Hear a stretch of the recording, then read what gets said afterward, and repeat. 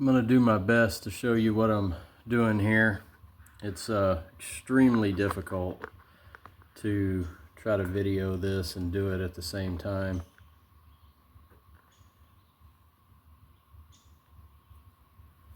But we'll see what happens, and we get what we get.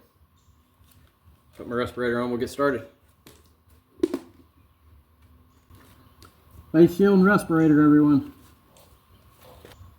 That's the bit I'm using.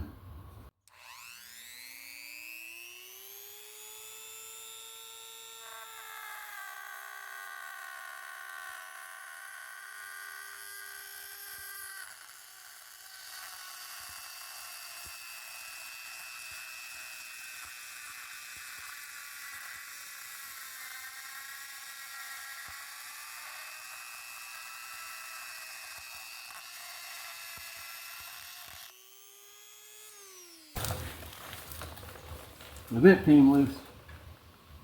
That happens sometimes.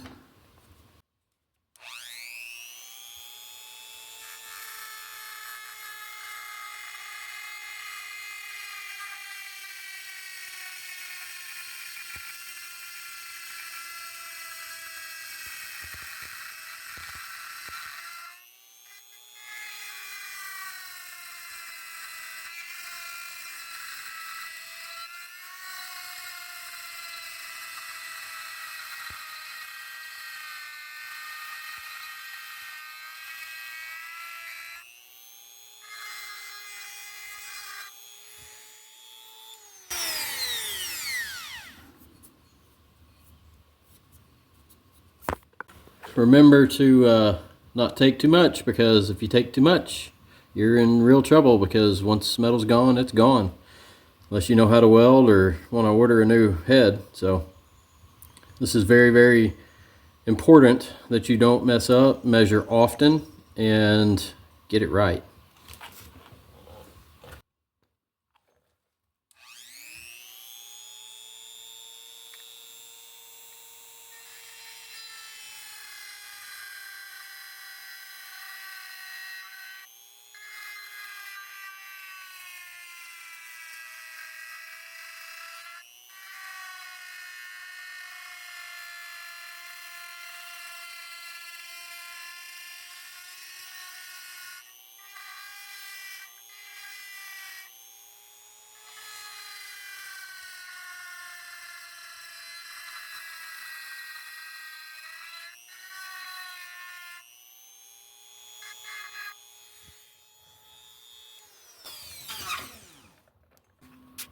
Pull some of my shavings out of here, just see what I'm doing a little better.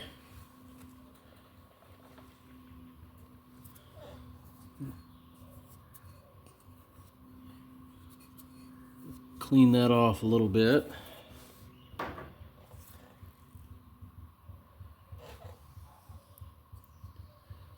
And I'm gonna just kind of set this up there, lining the bolt holes up. You can put your bolts in if you're unsure, and just see how we're looking.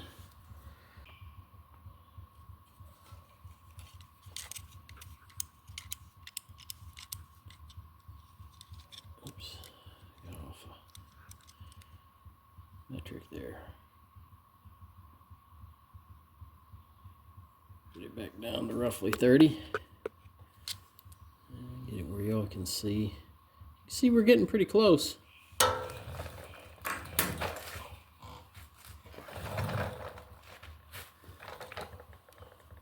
There's my 30mm reference.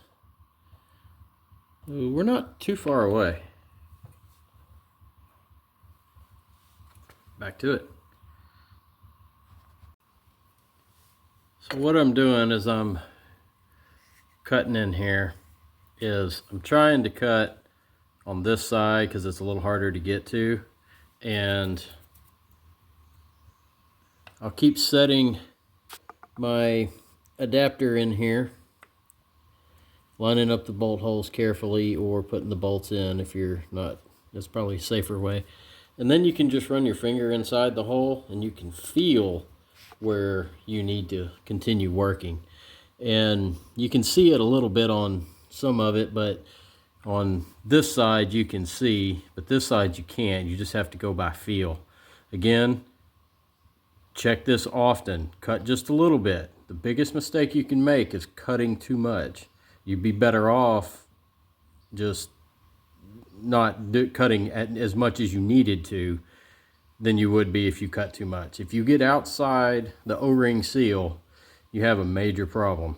So there'd be ways to fix it, I'm sure, but if you get outside of that O-ring groove that goes in this adapter right here, you're in a lot of trouble. I just decided to take my own advice and put the bolts in. So I'm getting really close on that side. As I run my finger in there, I can feel just a little lip. I need to go just a little bit more on the right side, and on the left side I need to go quite a bit. You can see the black. So that's kind of how you do it, and you cut a little and you check it, and you cut a little and you check it, and you cut a little and you check it, and you do your best not to go too large. So I cut a little more, and I'm pretty good. A little hard to see, but I'm pretty good on the, say from the top of the screen around to close to the bottom on the right hand side. On the left hand side you can still see some black around there, and I need to keep whittling on that part to get it removed. There's one thing to consider as well. You have a little bit of slop because these aren't bushinged in there super tight. So factor that in to how you want to do it. It also gives you just a little bit of leeway. If you cut too much on one side, you can just push it over. So if I do that and tighten the bolts up, everything lines up pretty close. So I'm going to cut a little more where you see the black on the left hand side and the lower corner on the left, and see if we can remove all of that from our sight.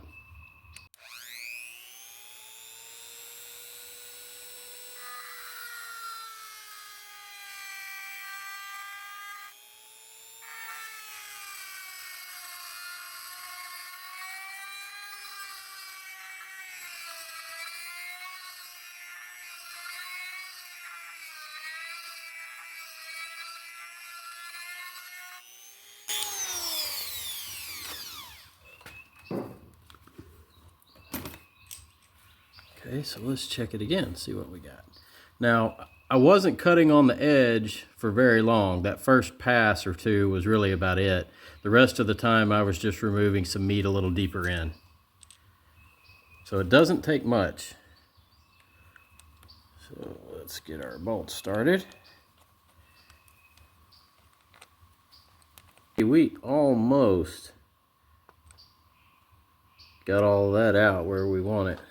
I think what I'm going to do now is step up to my flap wheel, and it will kind of make that hole round for me, and then I'll figure out where I need to remove metal deeper in the pocket. Again, we only want to go in about an inch, inch and a quarter, something like that. The longer the better, but anyhow, that's what we got. We don't have a whole lot of room to work with. I'm about an inch and a quarter deep to where the blue paper towel is. And again, you see the importance of the blue paper towel. What I'm going to do now is make this port as round as I can. And I'm going to start with doing that with my old used worn out wheel that will fit down inside here. You can see how it goes in the port, and I can just kind of run it around and just try to start making that a little more round. Wheel that I've been using, again, I'm using 80 grit. 60 grit would be better, but 80 grit's what I got. See, it won't fit in the hole.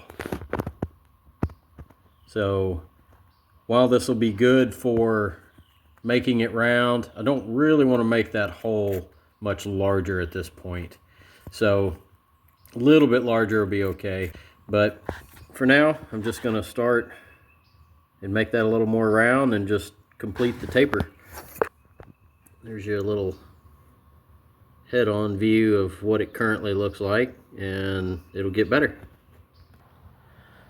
I'm switching to my little cordless Dremel type tool, rotary tool I guess I should call it.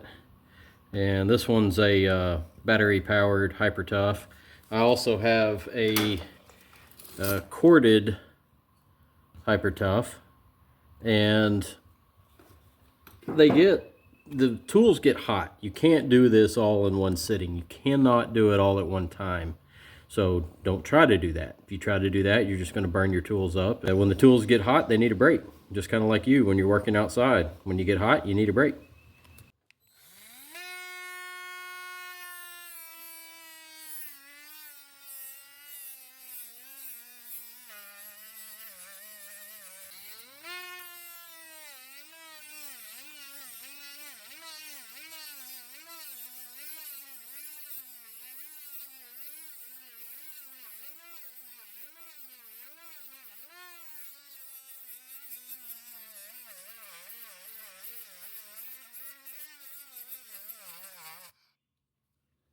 See what that looks like.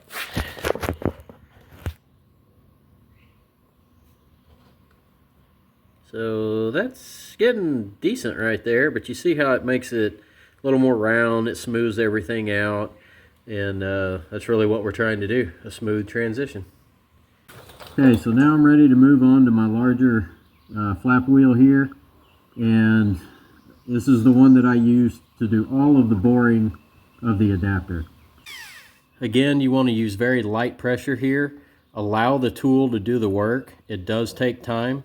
The tool gets hot. You really want to let your tool rest, and it takes a little time to cool it off. But I wanted to show that it can be done with simple tools. You just have to be patient so you don't burn your tools up.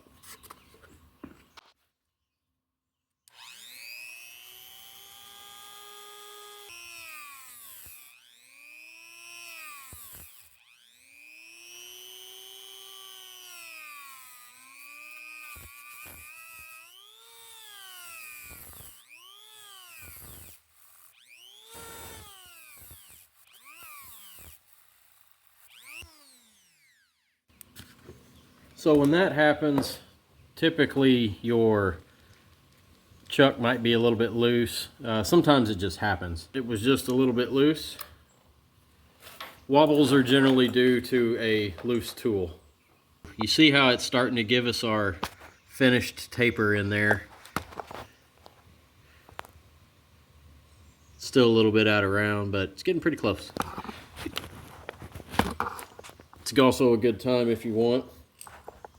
You can take your adapter and put it back on and just see if you need to lean the tool towards one direction or the other. This is a great time to be figuring that out, not later. So that's kind of what we're looking at the moment. Just kind of trying to show you how I'm doing this in stages. And from here on, if I have a high spot somewhere that needs to be taken down, I'll switch back to burr bit.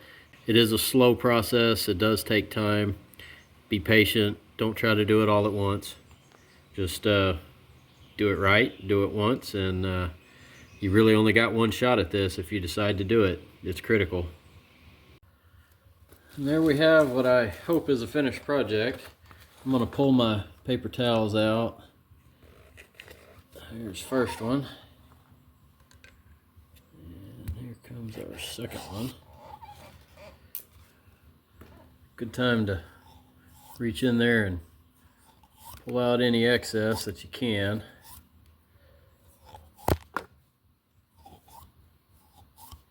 Okay, now let's take a peek. So there's our finished port. Might could have done it a little bit more, but I'm always a little leery about going too far because you can't really put it back. So anyways, that's what it looks like, and it's a decent little taper job, and we'll see how it runs. One last thing, do not forget to put your O-ring back on your carb adapter, and in case you weren't paying much attention, the little brass fitting goes on the left side of the bike, and it goes to that little hose right there with the sand roll plugged in it to keep aluminum out of it. And that's the finished job. So if you stick your finger down in there, you can't really feel anything. It's a nice straight shot.